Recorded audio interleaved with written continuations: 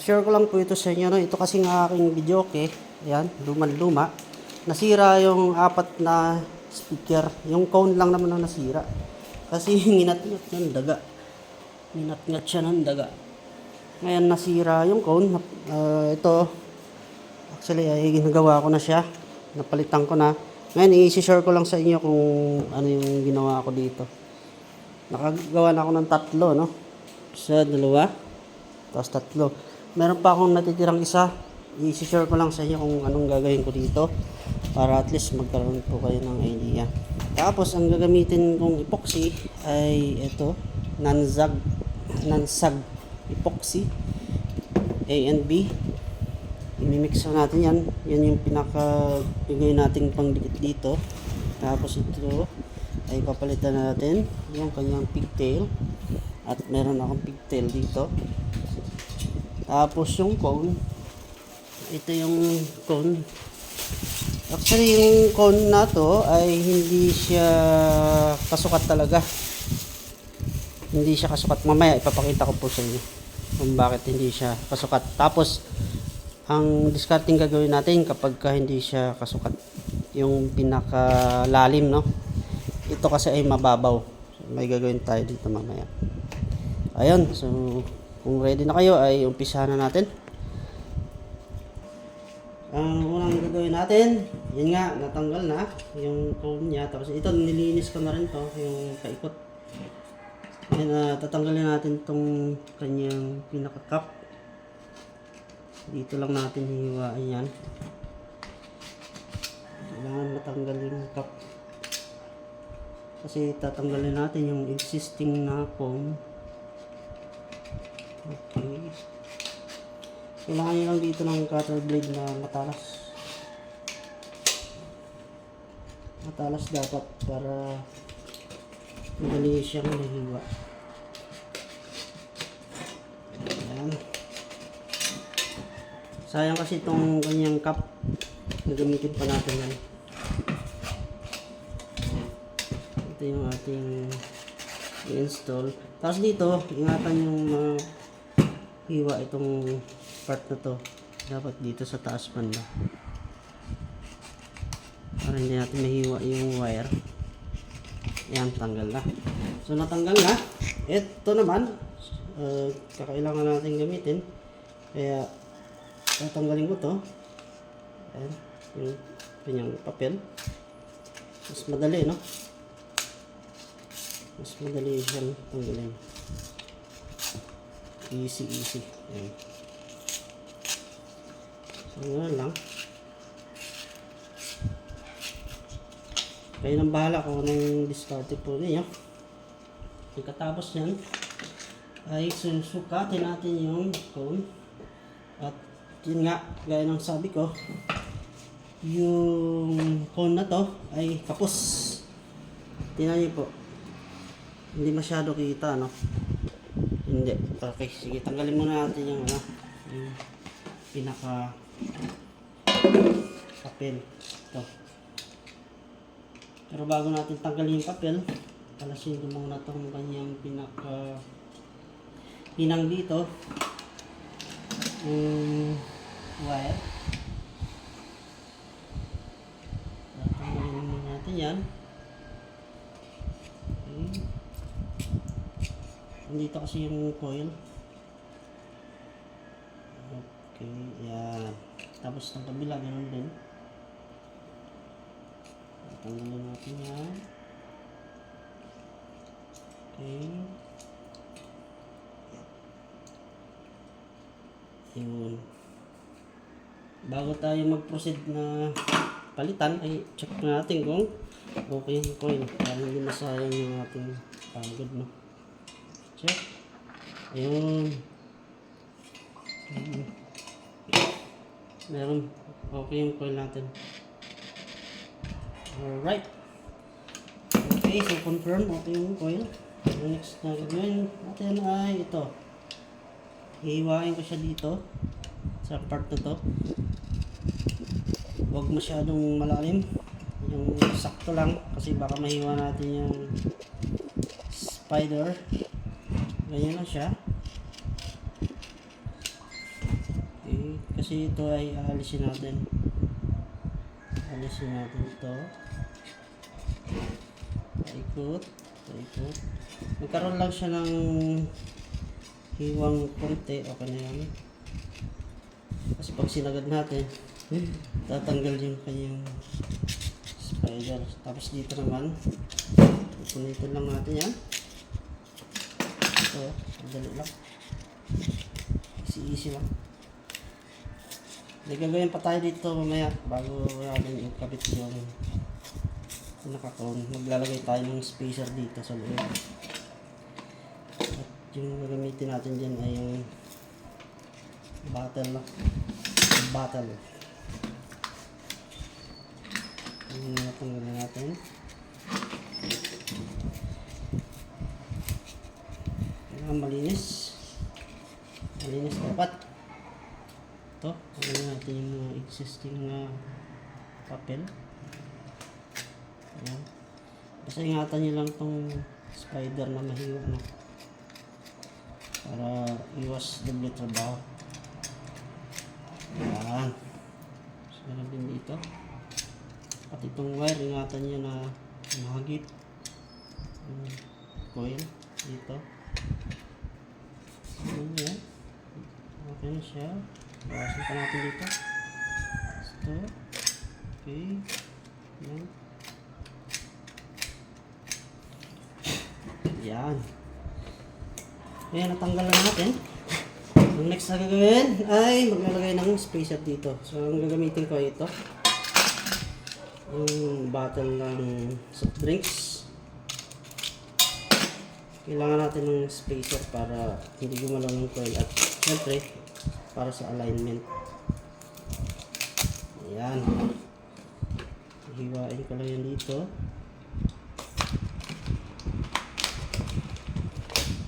Yung can ng red, yung tawag ito, beer or red horse, pwede rin yun.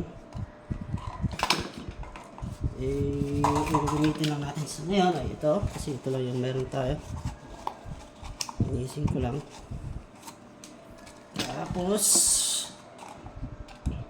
dito kuhaan natin.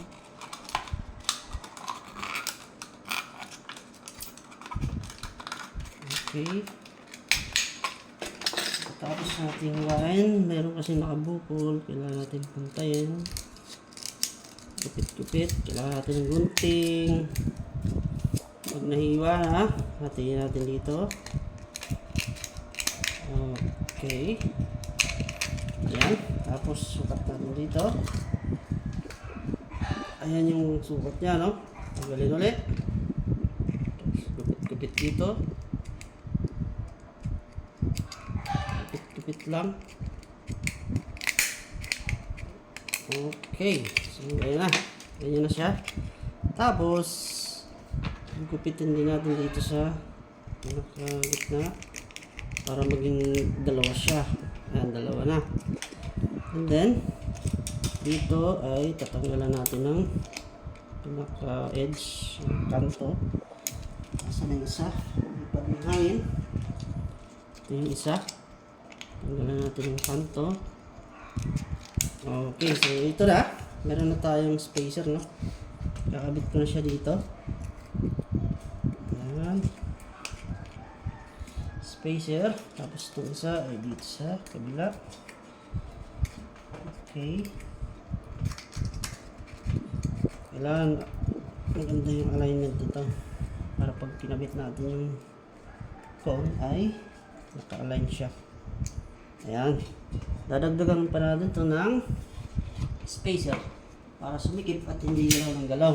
Ito yung sinasabi ko na can. Pwede yan dito. Pang siksik. Tigas na siya. Yan. Tapos ito, secure natin yung wire. Ngayon, papakita ko sa inyo yung sinasabi ko na kapos to. Pag nilagay ko siya dyan, nakalapat na, no? Pag sinilip nyo dito, ayan, nakaangat siya. Nakaangat. Ito. Yung kanyang pinaka-end ng cone. Madali lang ang gagawin natin dyan. Okay, pesto lang natin yung ganyan. Tapos, lang ko ng ballpen. Ayan. Mamarkahan lang ho natin dito yan. Kung saan yung kanyang pinaka edge. Okay. Nung namarkahan niya na paikot, ito na yung marking niya, no? At meron ako dito ganito. Tawag dito. Caliper. Kung wala kayong caliper, okay lang. Wala problema. Guhitan nyo na lang paikot. Lagyan ko lang to kasi kailangan nating masakto. Okay. Ito yung caliper natin, no? Okay, sorry. Sorry. Okay. Yan. Yun na yung pinakabilog niya. Actually, ito yung guhit natin, no. Papantay ko lang yan. Pag ganon. Papantay ko lang. Pero mayroon ako dito isang yung sa pambutas na sakto lang siya dito. Yung kanyang bilog. Kaya naman ito na yung gagamitin ko na panghulma. Gaganyanin ko lang yan. Puporma ko lang siya. Tapos saka ako bubuhitan ng ballpen. Paikot. At mamaya panoorin nyo, meron akong gagawin dyan. Hindi tayo kapusin sa kanyang mounting. So ayan. Make it sure na nasa ano siya, gitnang-gitna, no? Kasi minsan tabingi. Kapag naguhitan nyo na po, ang next na gagawin dyan ay ito. Gugupitan natin yan kung saan hanggang doon lang sa may guhit. Paikot. Yan, paikot. Tapos pagkatapos natin itong gupitan, paikot, ay tsaka natin ito itutupi. Pero pag tupi, madali lang din. Papakita ko sa inyo mamaya. Tapusin na natin itong gupit natin dito. Gupit. Ang isa po nito, pagkabili po nito ay 65 pesos, no? Hong Kong. Sa Quiapo. Nandito po tayo sa probinsya. Yan yung matagal dumating kasi tatawid pa ng dagat. Ayan na, gupitan na. Tapos yung kanina, ito, yung pinakahulmahan natin ay ipapasok siya dito. Dito. Okay, pasok. Oh, ikot-ikot. Ikot-ikot. Ayan. Ayan na siya, oh. Kung wala kayong hulmahan, pwede naman kahit na yung kahoy o ano. Ito, na-tsempo lang na meron akong panghulma. Ayan. Okay, so pagkatapos yan, tatanggalin ko lang. Tapos tupi.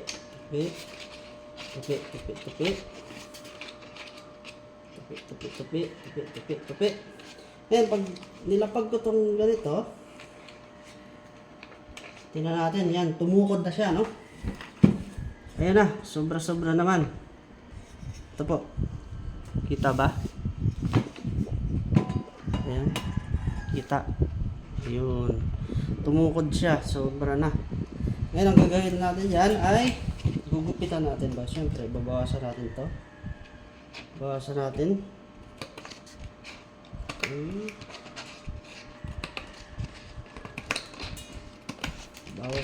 Bawas.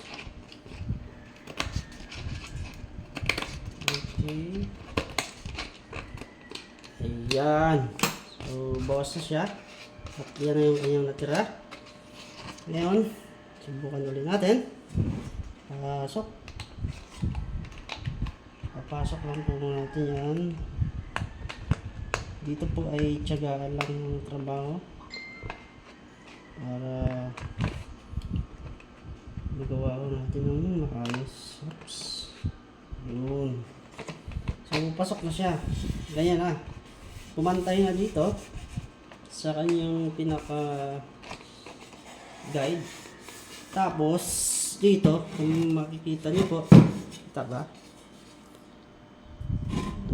Ayan, umabot na siya dun. Sakto na. Sakto na siya. Pag lumabo, pindutin mo lang dito sa screen. Ayan. So, ibig sabihin, ito po ay ready na. Ang next na gagawin ay maglalagay tayo ng epoxy dito. Dito ko muna unahin yung epoxy. Habang paglagay ko ng epoxy dyan, iangat ko lang ito ng konti. Konti lang, hindi yung matanggal. Teka lang ha, babalik ko lang. Iangat lang natin ng konti ito.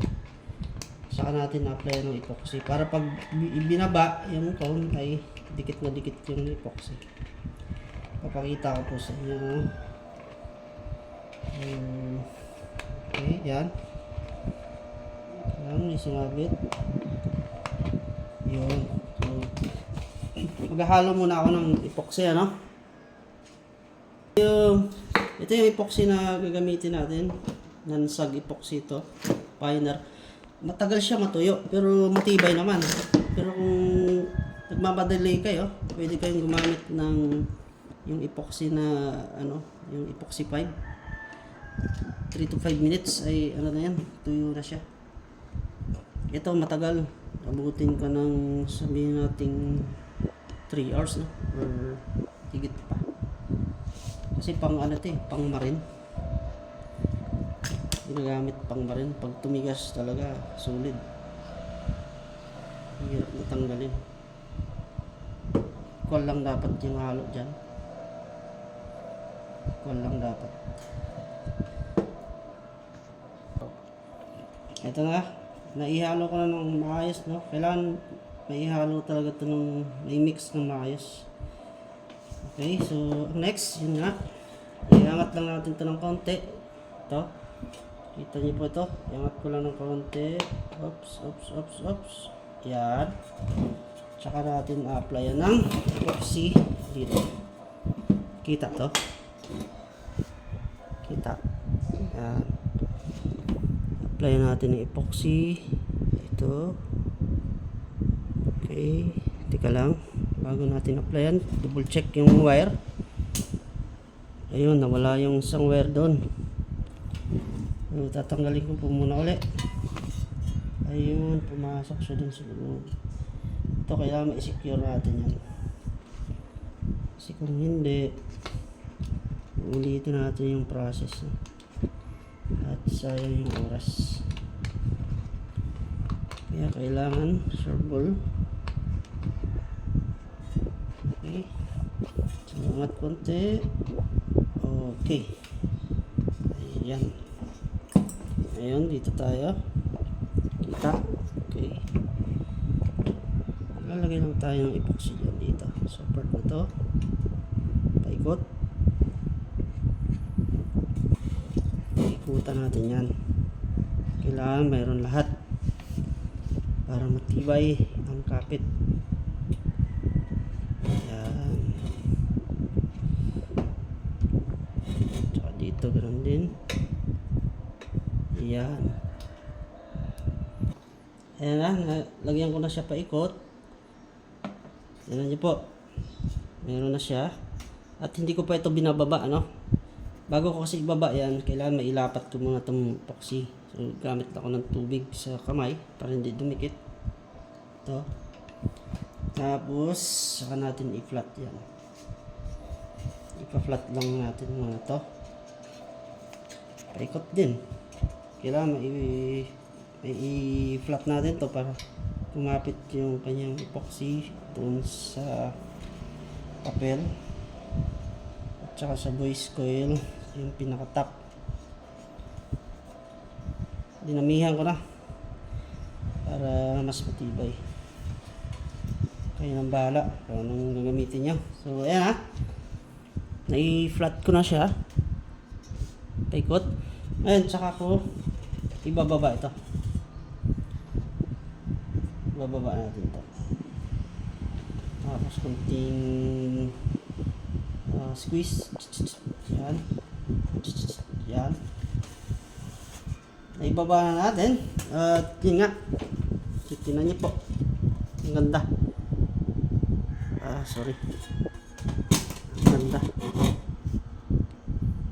Ito, ipa-flat ko ulit yan para mas maganda. Ito. Tubig lang. Sausaw niya yung kamay niya sa tubig. Tapos, ganyan. Madali lang i-apply itong epoxy na to. Matagal nga lang talaga matuyo.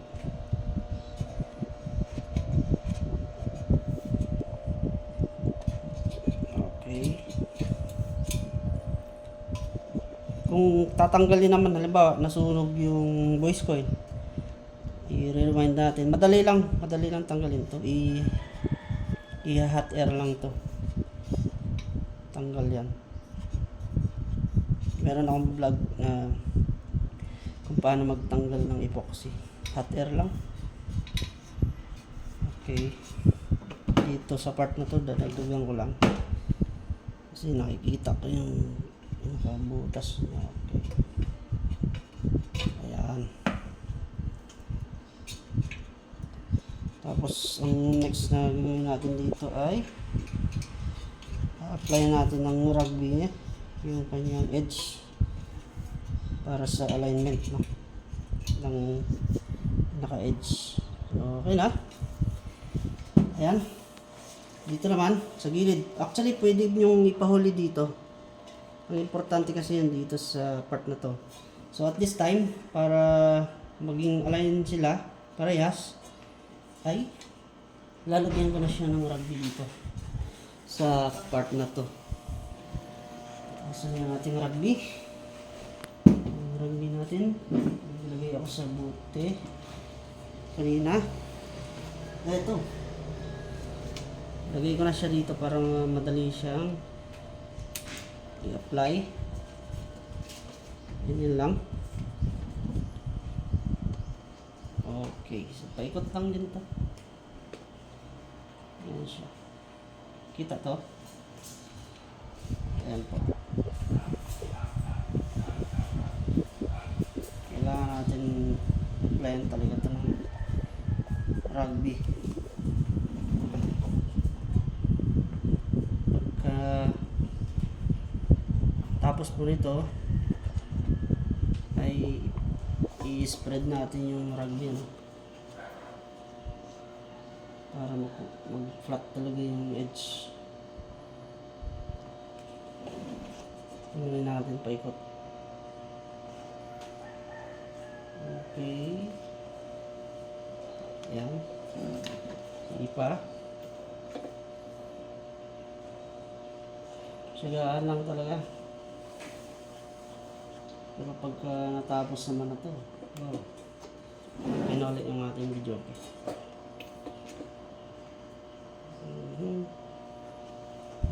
Dito kasi sa amin noon, may mga daga, ang dami. Ilukit ng daga, yung speaker, at yung mga wire. Ngayon, maubos na sila. Yan. So, meron na. Ang next na gagawin, ito. I-spread natin to. Pag gano'n. Yan. Ganyan. Paikot. Paikot. Para malagyan yung pinaka-surface. Yun. Pag lagyan ha, ang next na gagawin ay alignment ulit. Ito. Alignment ng edge dito. Didikit natin yan. Ayan. Paikot. Okay. Alignment.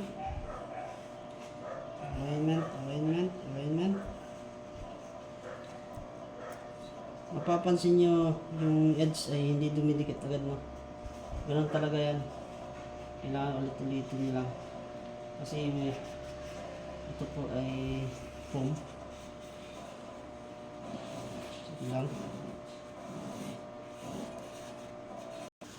Lay. Ayan na, dumikit na siya. Tapos ito, naka-align na siya. At the same time, ito po ay napakaganda. Ito, dikit kita. Okay, so yun. Ang next gagawin natin ay papalitan natin itong pigtail. Kasi dito po sa itaas ay i-epoxy din natin to. Kaya unahin mo natin yung pigtail sa kanyang ito, palitan na rin natin lahat to. Madali lang naman tanggalin ito. Dito lang yan. Dito lang.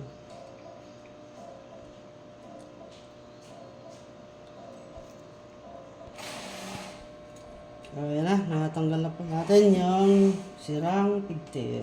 Next, dito tayo sa harap. Ito, yung kanyang coil. Ipesto lang natin yan dito. Ayan. Tsaka natin butasan dito. Double check. Okay. Dito. Butasan natin yan dito. Ayan. Tapos dito sa kabila, ganun din. Okay. So, ang gagawin ko dito ay dalawang butas, no? Dalawa na lang. Mas matibay. Ayan. Dalawa siya. Ang pagsuksok niyan ay ganito. Unahin ko muna dito para mabilis. So dito, tapos asan yung aking ayos to.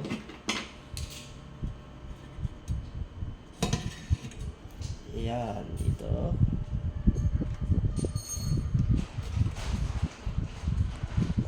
Ayan. Pasok. Ayaw pumasok. Ayaw pumasok.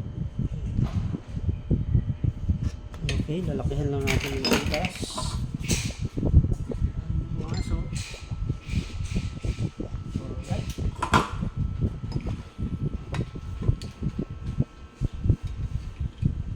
Kailangan maipasok natin ito dito. Ayan. Ito na siya. Ito na yung dulo.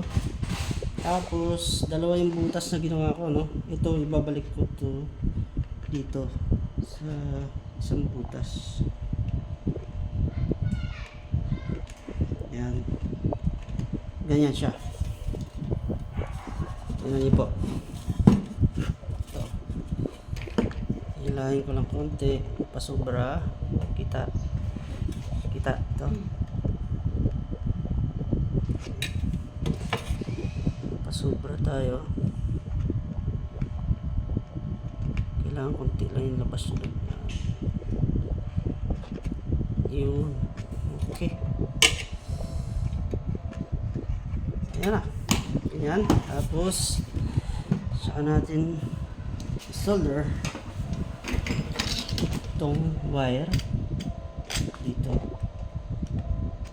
After natin itong masolder parehas ay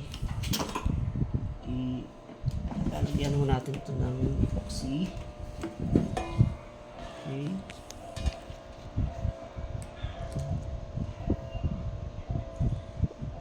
Mas maganda kasi yung ganito, dalawang butas para mas matibay siya.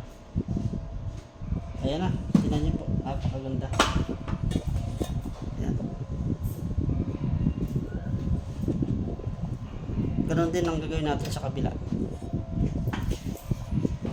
So ito guys, ay forma na rin natin yung isa, no? Solder ko lang.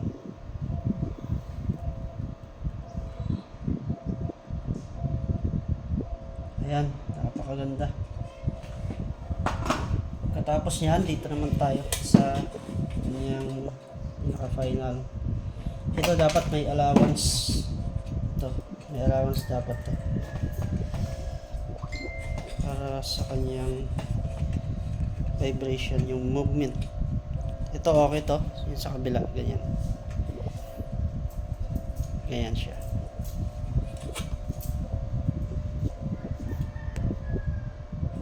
Kita. Okay. Yan, pwede ko nang isolder yan. Dito. Dali lang naman yan. Dito lang natin isa-solder yung sa taas. Okay. Sige. Babad nyo lang yung panghinang. Tanggalin hanggang sa uminit. Okay, wait. Okay. Yan. Tapos yung isa ganun din. Ganun din yung isa. Ito. Dito.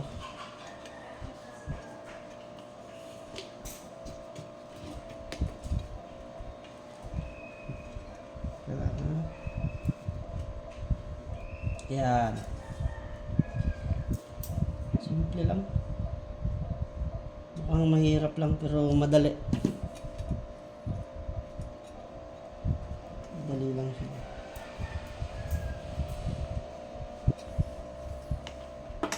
Siyempre puputulin na natin ito mamaya. Tingnan niyo po. Ayan. Ayan na siya.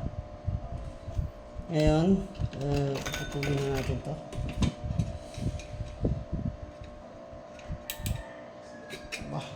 Tibay ah. Ayaw niya. Wala tayong cutter kaya ito na. Ito.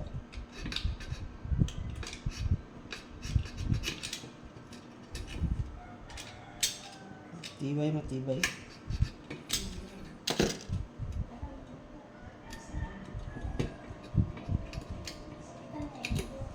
Tiyaga lang talaga yan. Okay, so naputol na, ayos na. Ang next na gagawin, ito po ay i-epoxy na natin. Maganda ng alignment natin. Meron pa tayong epoxy na natira. Dito. Okay. Ito importante, lagyan ng epoxy yan. Para hindi siya gumalaw. Dalawang yan. Siyempre, lalagyan din natin dito sa kanyang paikot para mas matibay paikot. So, ayan guys, tinan niyo po, na-epoxy ko na. Hindi nga lang kagandahan, pero matibay po yan. Kaya na lang ang balang dumiskarte. Actually, may nabibiling pandikit talaga sa speaker. Yung black ata yan. Ma-order niya na naman yun online. Ang akin lang po ay idea lang. Bigyan ko lang kayo idea. Tapos ayun, yung pigtail natin ayos na. Ayan na siya. Patutuyuin na lang to. Tapos i-install natin yung pinaka cap dito.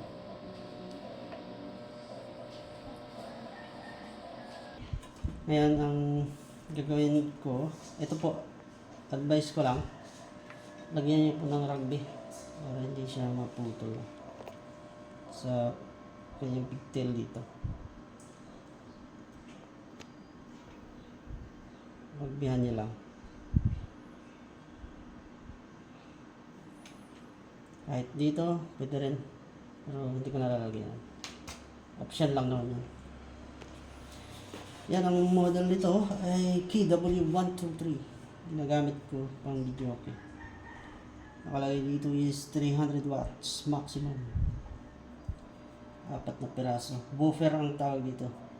Woofer kasi ang ating naka-edge ay pang woofer. Pag instrumental, yung parang may wave. Instrumental naman yun. Okay, so yun. Sana guys ay may natutunan kayo sa video ito. Nakakuha kayo ng idea. At paki-like, share, and subscribe na po kung bago pa lang po kayo sa ating channel. Ito na yung finished product. Yan. Walang kasabit-sabit. Okay. Tapos check natin kung okay yung coil. Baka mamaya ay hindi siya okay. Check. Yun. Yan po. Okay. Thank you so much. And God bless po sa atin lahat.